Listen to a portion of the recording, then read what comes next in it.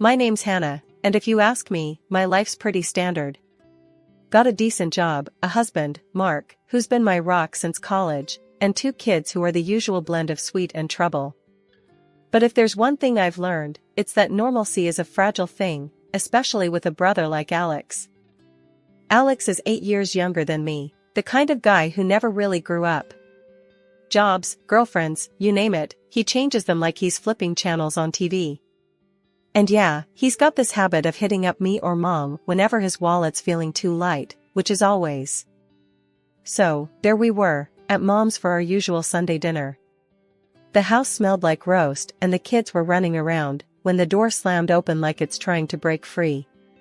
In strolls Alex, with this girl on his arm, looking like she just walked off a beach rather than into a family gathering. Her dress was so short, I swear Mark did a double take, nearly choked on his tea. Family, meet Lisa, Alex announces, all proud like he's won an award. My fiancé. And guess what? We're gonna have a baby. The room went silent. You could have heard a pin drop.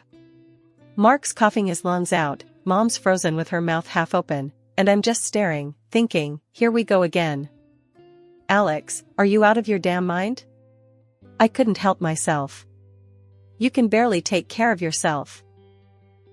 Lisa, hands on her hips, eyes me like I'm something she stepped in. We're very happy, thank you.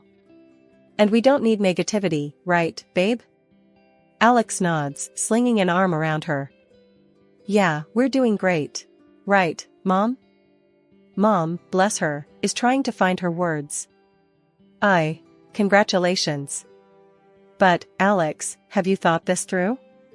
A baby is a big responsibility.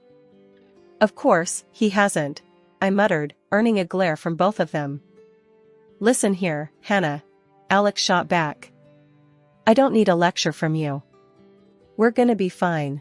Right, Lisa? Lisa smirks. Absolutely. And we'll need a bit of help, obviously. Starting with living here for a while. I almost choked on my own spit. Live here? With Mom? Are you kidding? Why not? Lisa snapped. It's not like we have anywhere else to go.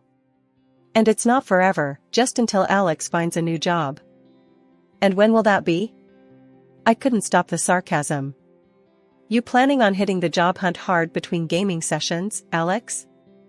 He just shrugged, all casual like. I'll figure it out.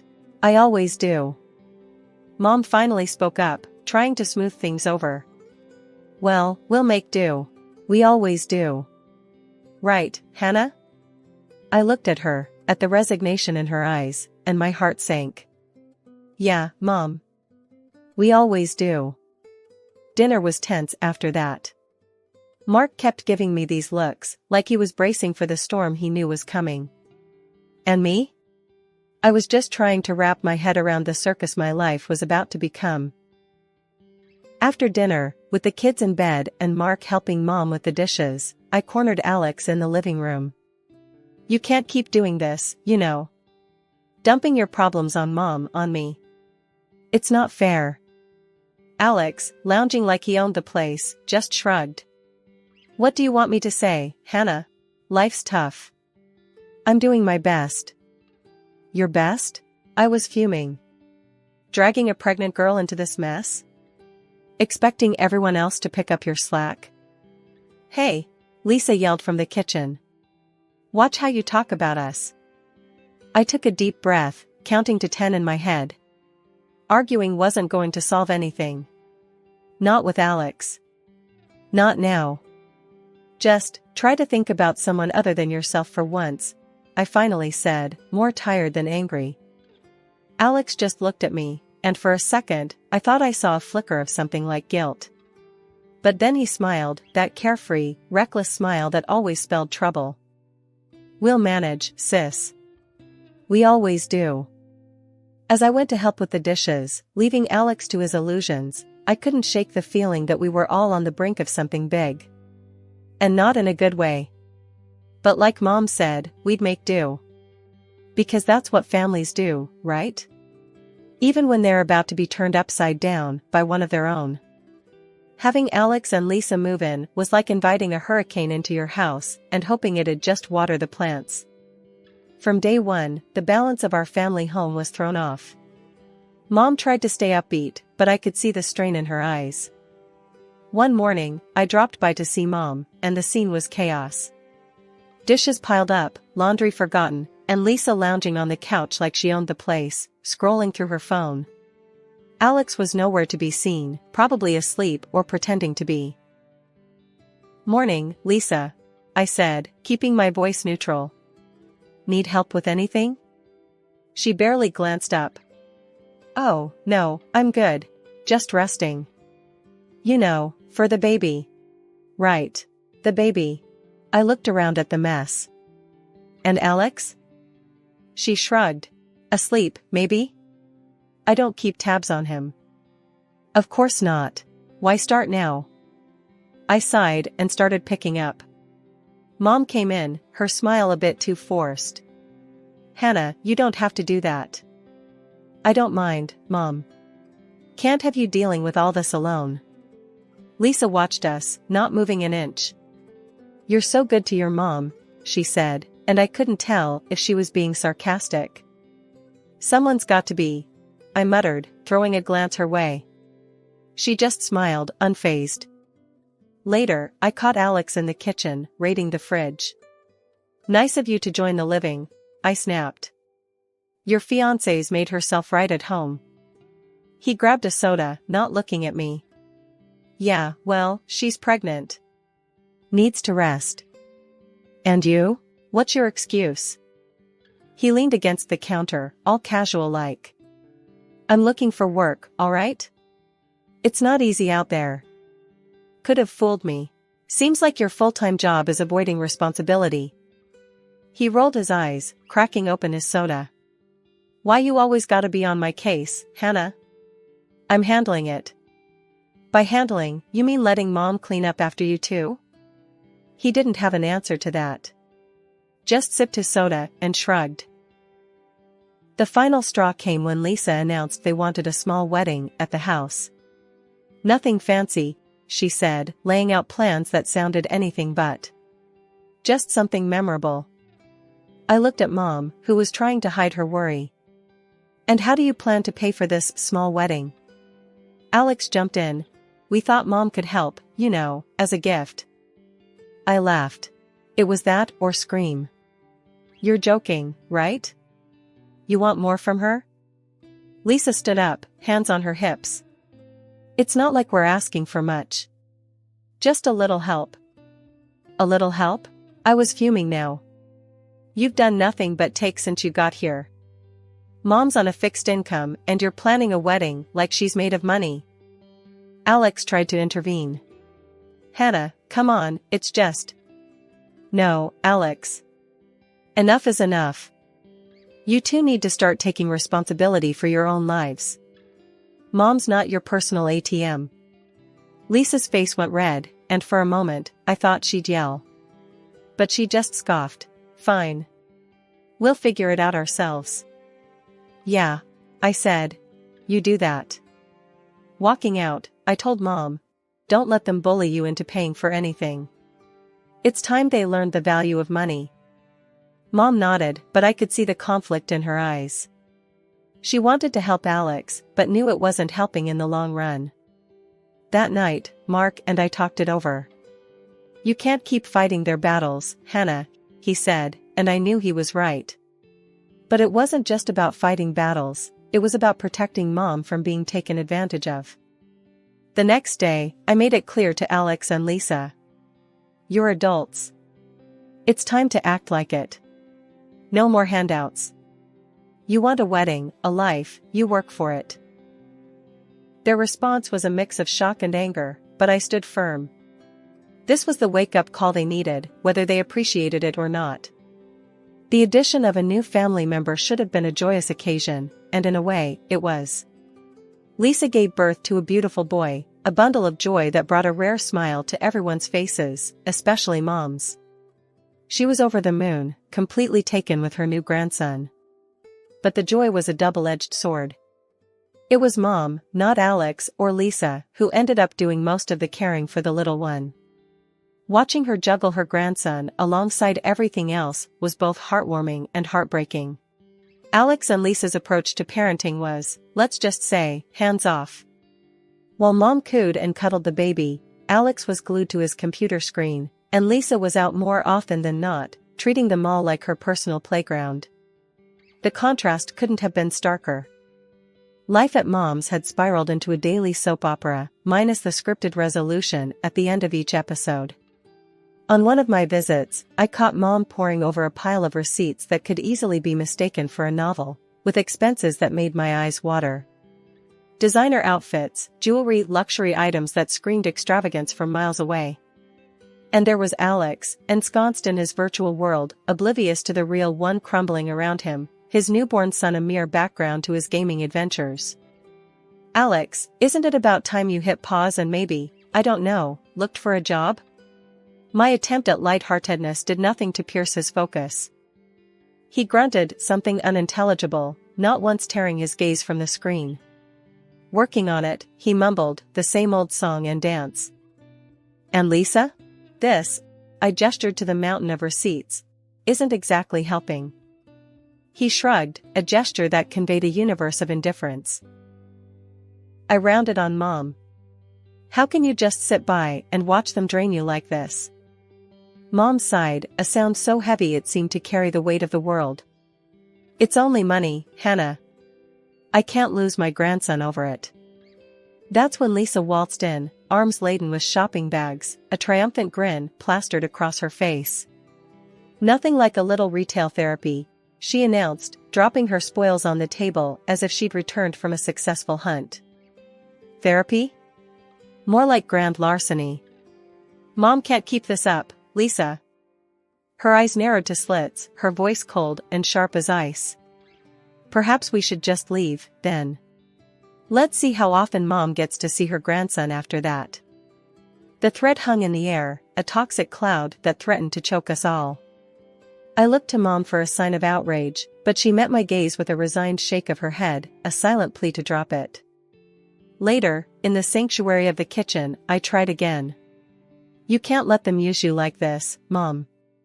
It's not right. She continued her tea ritual, a calming contrast to the storm brewing in my chest. I know, dear. But what choice do I have? That's my grandson. There has to be a line, Mom. They're walking all over you. She handed me a cup of tea, her eyes locking onto mine with an intensity one rarely saw. I'll handle it, Hannah. Trust me, I've got this under control. Control? The word tasted bitter. Seems more like they're controlling you. She patted my hand, a gesture meant to soothe. Just trust me, dear. As I left, the image of Alex lost in another world while Lisa admired her latest shiny trinket, not at me. Mom might think she had a handle on things, but from where I stood, it looked like we were all being dragged down by their weight. The trouble started when Mom got sick out of nowhere. One day she was fine, the next, she was rushed to the hospital with what turned out to be a serious condition. I was there in a heartbeat, barely had time to grab my purse before I was out the door. The hospital became my second home, sitting by her bed, holding her hand, and praying she'd pull through. I called Alex, tried to get through to him and Lisa, telling them, Mom's sick, she's in the hospital.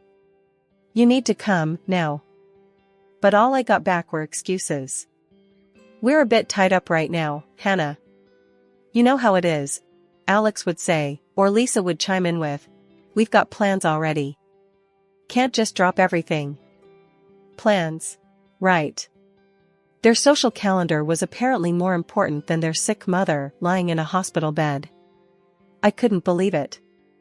Couldn't understand how they could just carry on with their lives, partying and living it up, while Mom was fighting for hers. I was running on fumes, between my job, the kids, and now this. But I didn't have the luxury of being tied up or having plans. Mom needed me, so that's where I was. Every day, hoping for some improvement, for her to wake up and tell me everything would be okay. 2 months of this hell, and then, just as sudden as she fell ill, she was gone. I was there, holding her hand, telling her I loved her, that I'd look after everything, not to worry. And where were Alex and Lisa? Out. Living their life without a care in the world, not even bothering to see if Mom, or their son for that matter, needed them.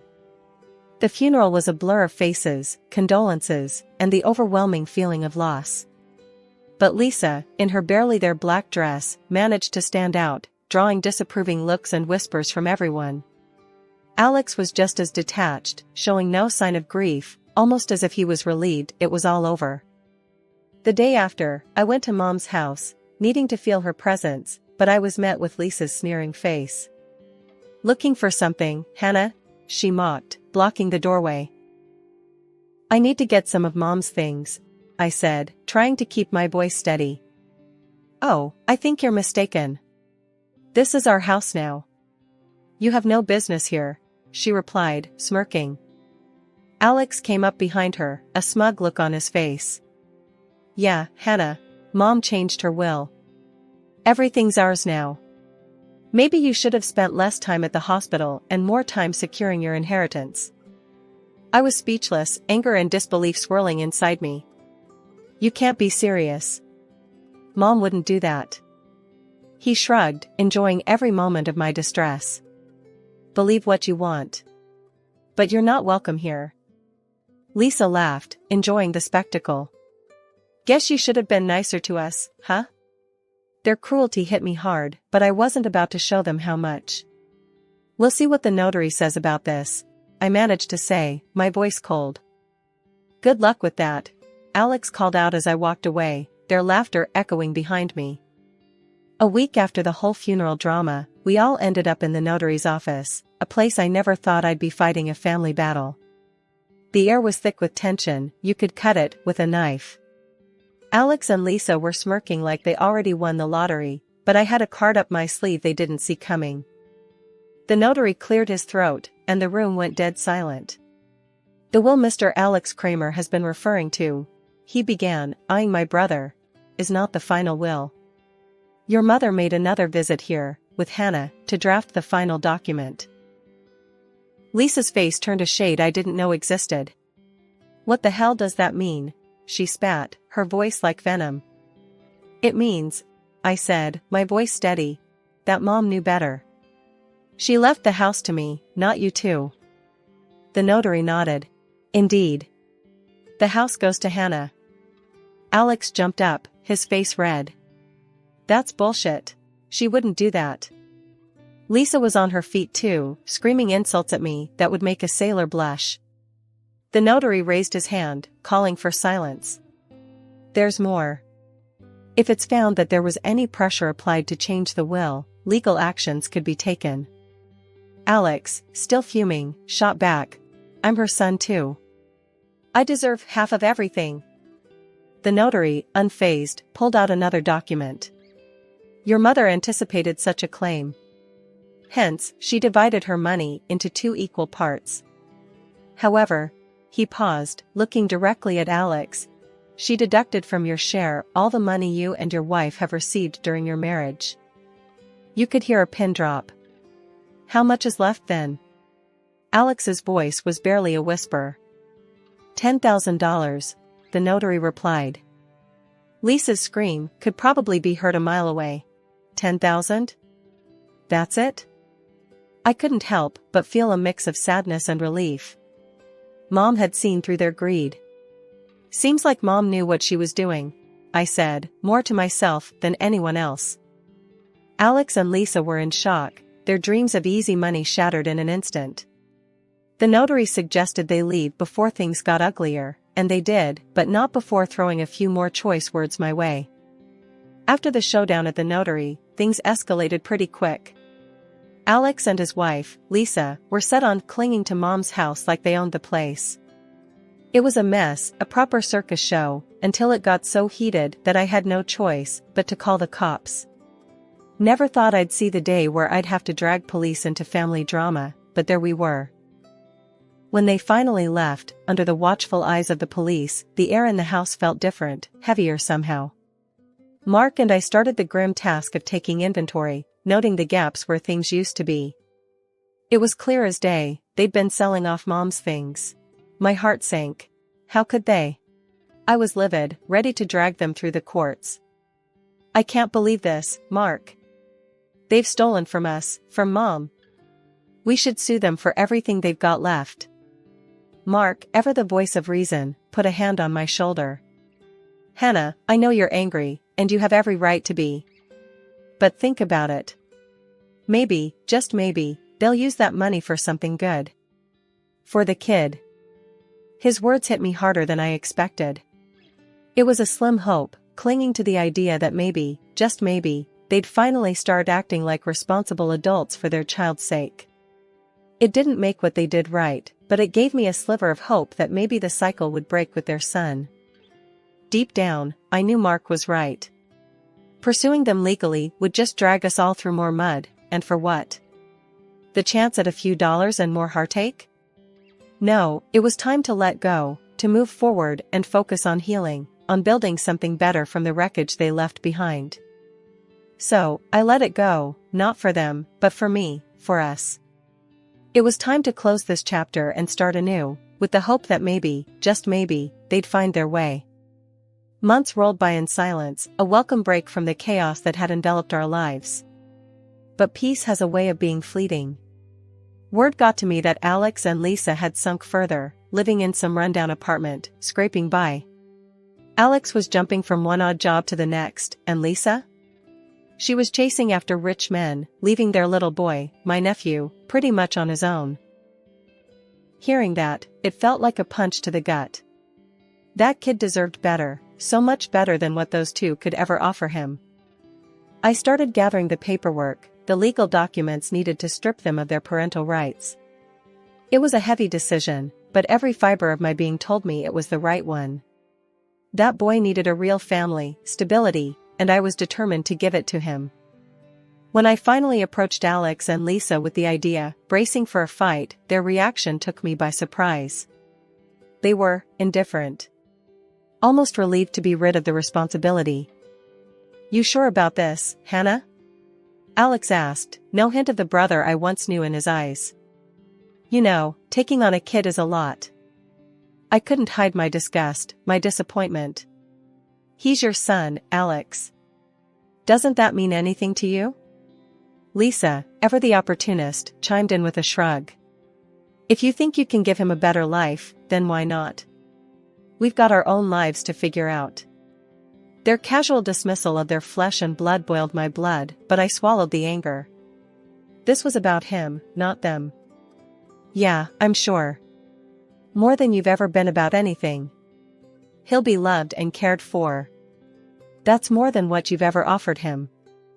The paperwork was straightforward, their signatures quick and emotionless.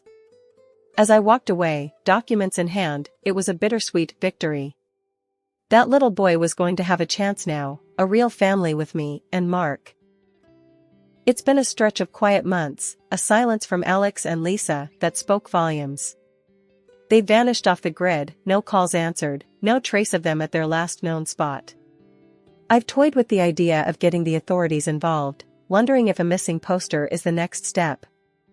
Meanwhile, our home's been filled with a different kind of noise, the joyful chaos of kids and their boundless energy.